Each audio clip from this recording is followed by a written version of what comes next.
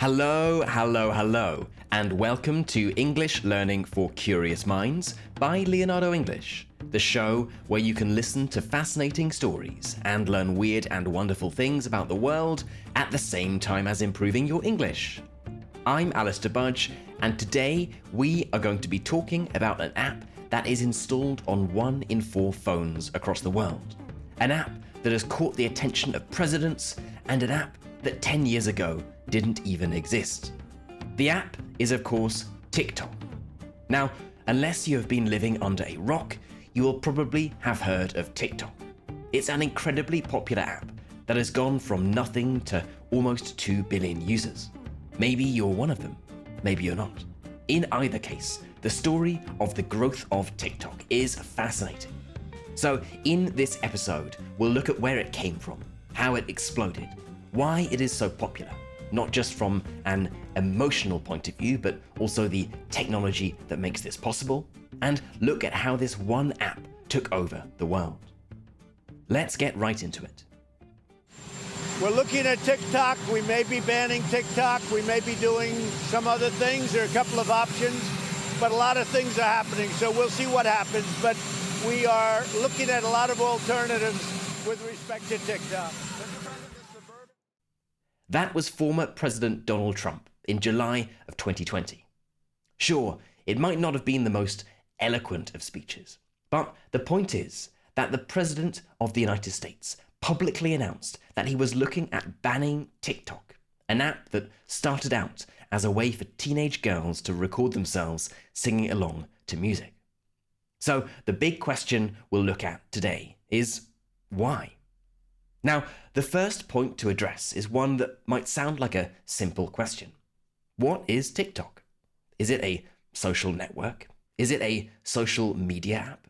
Is it a video sharing platform?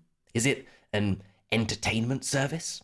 It's a hard one to put a label on, but it's a bit of everything. Let me quickly explain how it works from a superficial level, just in case you are not a TikTok user. When you open the TikTok app, you are immediately presented with a short video created by another TikTok user. The video starts playing right away. You can do nothing, and the video will keep playing and then play again when it gets to the end. You can swipe up to be shown a new video. You can like the video by pressing a heart button. You can comment on it. You can share it. You can bookmark it, etc. On the surface of it, simple, you might be thinking. Based on this description alone, it sounds a little like YouTube or any other video sharing app. But as we'll come to discuss shortly, this design has important consequences and is a big part of why TikTok has experienced such explosive growth. And when it comes to this explosive growth, TikTok has grown faster than any other app in history. You might have heard that TikTok is a Chinese app, but it is actually an interesting mix of Chinese and American, or at least apps that built off success both in China and in the United States. So, a brief history. The origin of TikTok is an app called Musical.ly, which was built by 2 Chinese friends in Shanghai back in 2014. It was an app that allowed people to create and share short lip-syncing videos where people pretended to sing songs at the same time as the music. But Musical.ly never really took off in China. It was never a great success in its home market. Instead, it found early traction, initial success across the Pacific in the United States, and specifically with a market of teenage girls who absolutely loved it. Teenage girls might love to lip sync, to dance and pretend to sing along with pop songs, but it's not everyone's cup of tea, and there are only so many teenage girls in the world. In any case, Musical.ly was clearly onto something. Back in China, a Beijing-based technology company called ByteDance was developing its own video sharing app that was heavily inspired by, some might even say directly copied from, Musical.ly. In September of 2016, it launched an app called Douyin, which was available exclusively in China. Within a year, it had 100 million users and was racking up 1 billion views of its videos every single day. Clearly, it was onto something big, and so it launched an international version of the app, which was made available outside China. This app was, of course, TikTok. Now, Douyin and TikTok are very similar, but not exactly the same. They look very similar if you just open the app, but Douyin has some more advanced features, such as the ability to buy things directly within the app. Anyway, both apps were growing fast, Douyin within China and TikTok internationally. To accelerate its international growth, in 2017, ByteDance bought Musical.ly, this app that was super successful in the United States with this niche audience of teenage girls. The price tag was a reported $1 billion, a lot of money, but it would turn out to be quite the bargain.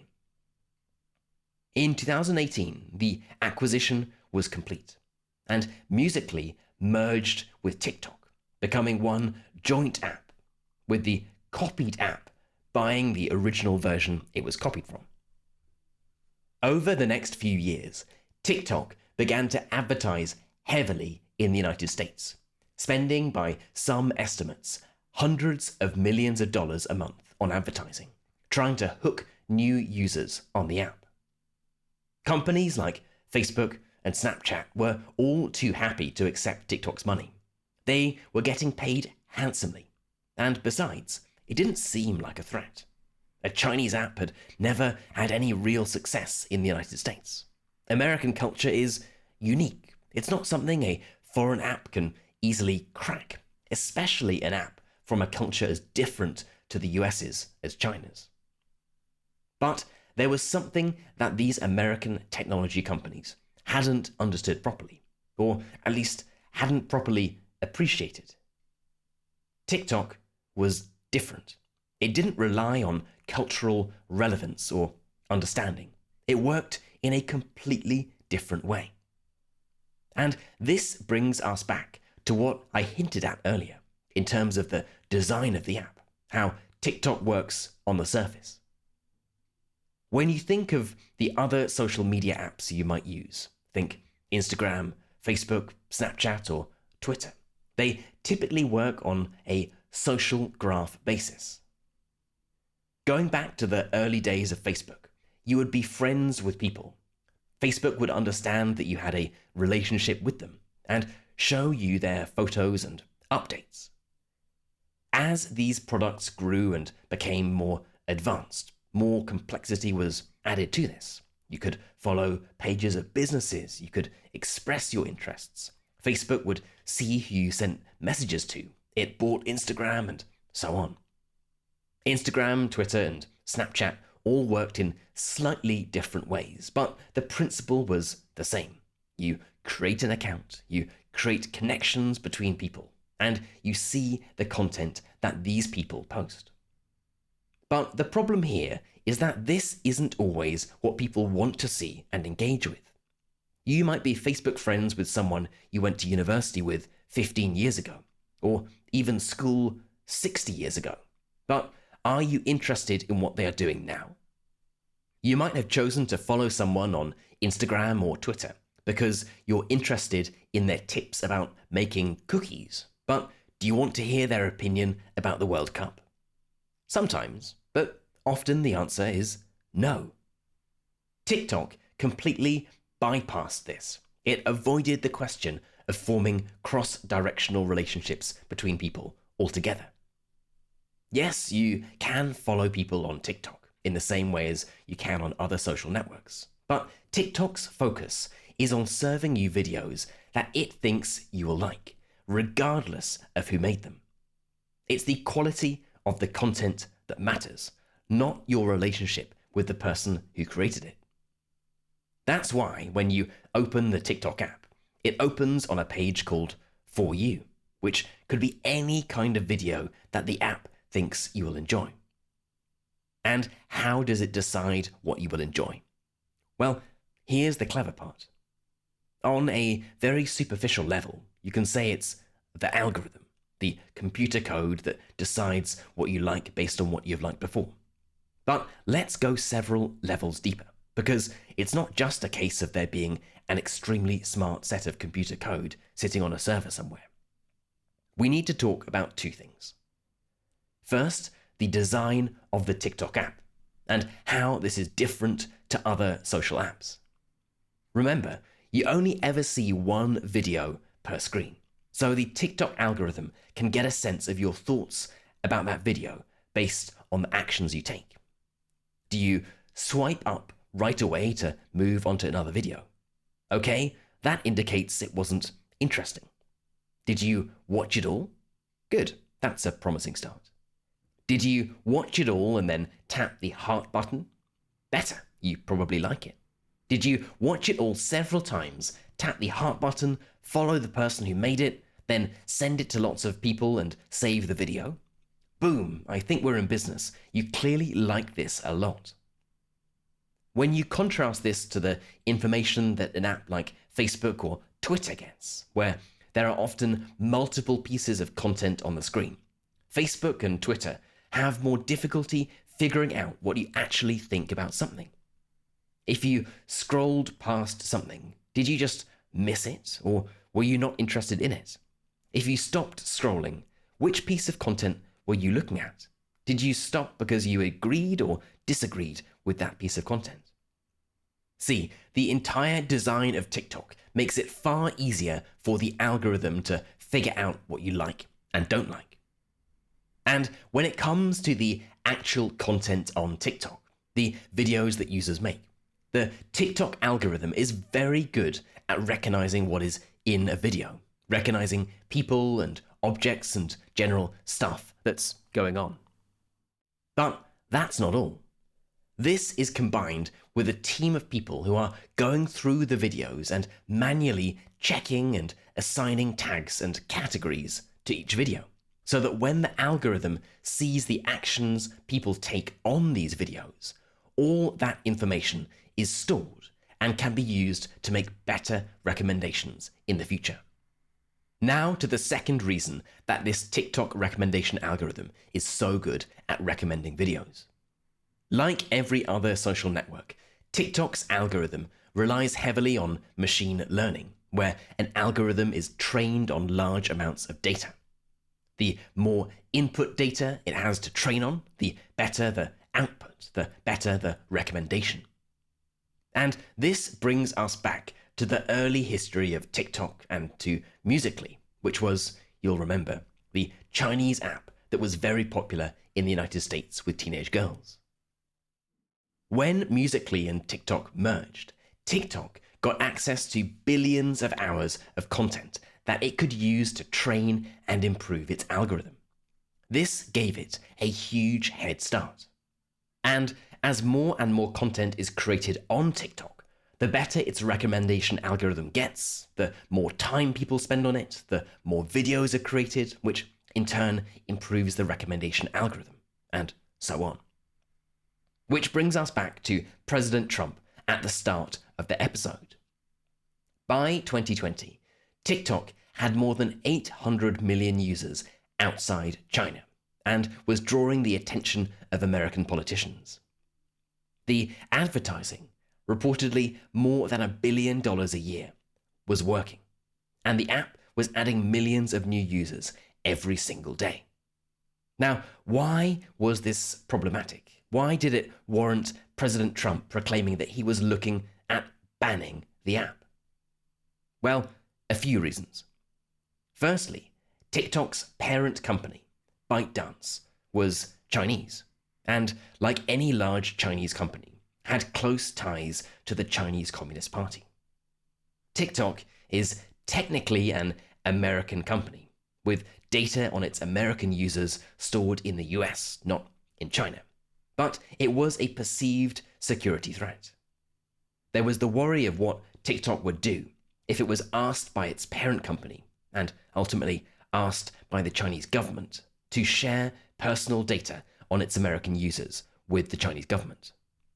As you've heard, the more you use TikTok, the better it knows you, and so there were security concerns about how this personal data could be used.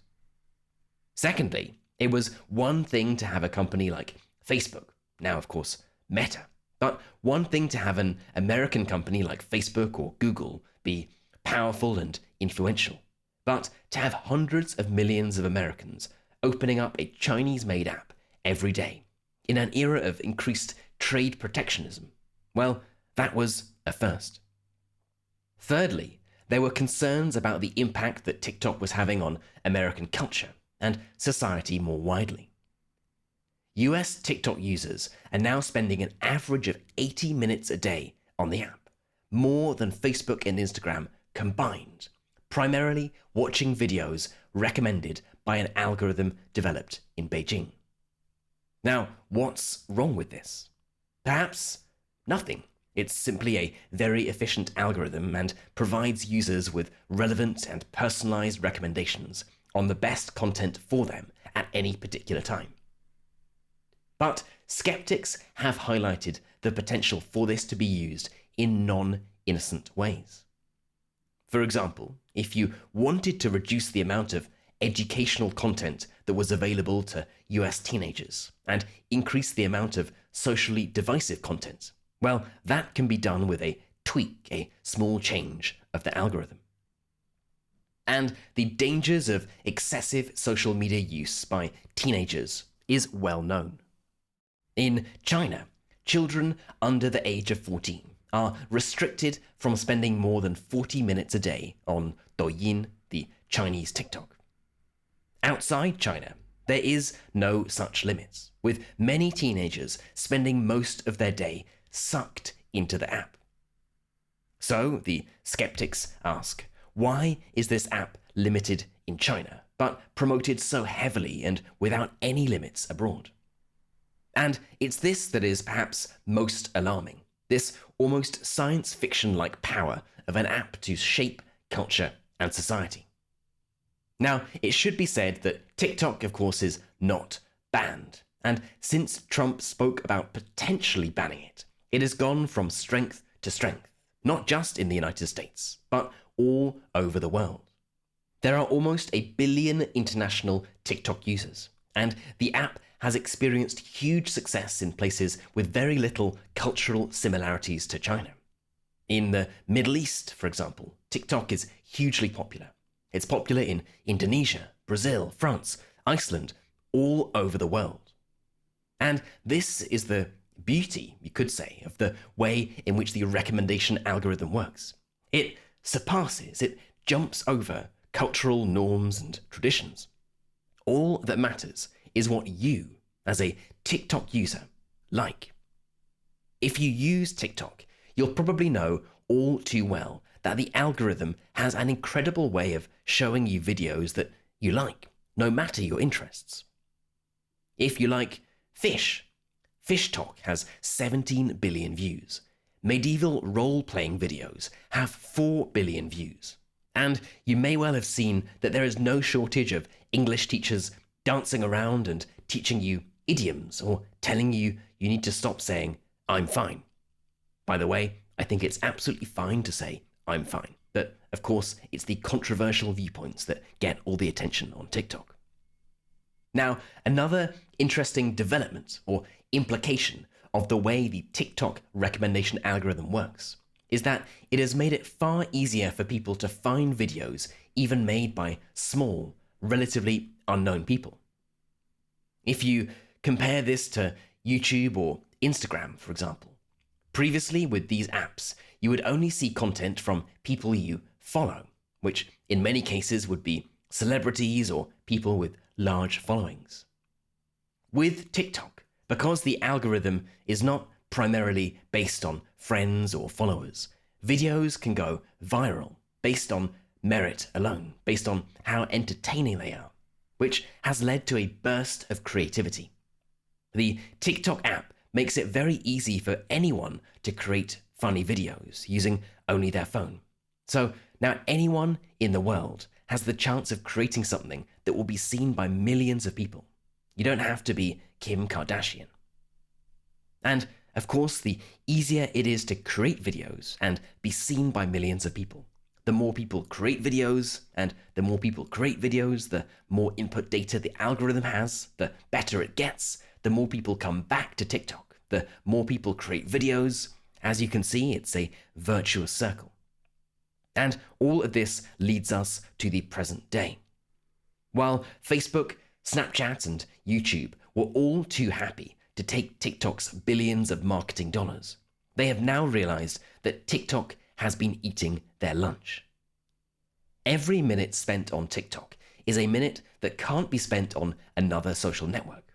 And in a business where eyeballs and time equal money, TikTok has gone from a customer to a competitor, perhaps even a predator. And what this has led to is an increasing TikTokization of apps like Facebook and Instagram, where your friends and followers are being deprioritized in favor of algorithmic recommendations. If you are a user of these apps, you'll probably have seen this already, with For You style tabs where you are shown content that the app thinks you will like. And according to most commentators, this is bound to continue because, well, it works. Until TikTok, there was very little true innovation in social media apps. The innovation there was usually swiftly copied by others. Stories was first a Snapchat development before it was copied by Instagram and then Facebook. Twitter Spaces is the same idea as Clubhouse, and there are countless other examples. The innovation of TikTok was to completely flip the social element of social media on its head, and instead approach the problem more as, how can we show you the most entertaining video right now? As it turns out, it doesn't matter who made the video. They could be your best friend, or they could be someone on the other side of the world that you've never seen before. And this is the real power, you could say the equalizing power of TikTok. So, to conclude this exploration into this hugely influential app, even if you never download or install TikTok, you will experience the effects of TikTok on culture, society, and on the products and services you use. You'll see how TikTok has already changed the world and will continue to change it. If you look on the TikTok website, you'll find the words, "Our mission is to inspire creativity and bring joy." Certainly, there is no doubt that it has inspired a vast amount of creativity and brought joy to billions of people around the world. The question remains, though, about what unforeseen other things it might have brought with it. Okay then, that is it for today's episode on TikTok. I hope it's been an interesting one, and whether you are an avid TikTok user or you've never even seen a TikTok, well, I hope that you learned something new. As always, I would love to know what you thought about this episode. Do you use TikTok? Do you think it's a harmless and entertaining app, or it's something a little more nefarious? How much control do you think governments should have over the apps and services we use? I would love to know, so let's get this discussion started.